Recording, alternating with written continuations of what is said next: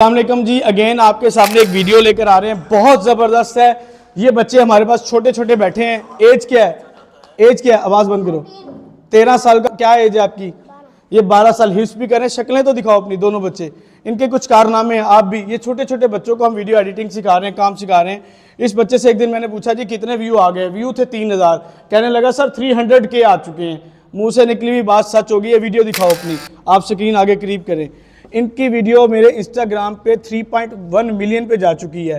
अच्छा आप दिखाओ पहलवान।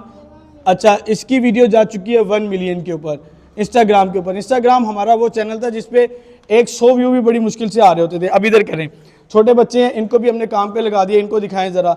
अच्छा कहने का मकसद ये है कि हम जो कोर्स करवा रहे हैं, सिर्फ हमने आपको पढ़ाना नहीं है, प्रैक्टिकली इस तरह लॉन्च करवाना है कि आप इतने एक्सपर्ट बन जाएं। कोर्स ख़त्म हो गया, इन बच्चों का इंटर्नशिप कर रहे हैं और काम में लगे हुए हैं। इंशाल्लाह एक वक्त आएगा इनके चैनल भी अच्छे अच्छे चैनल जो ग्रो करेंगे, वायरल होंगे और ये काम करेंगे। Thank you so much for watching this video. अल्लाह हाफिज़।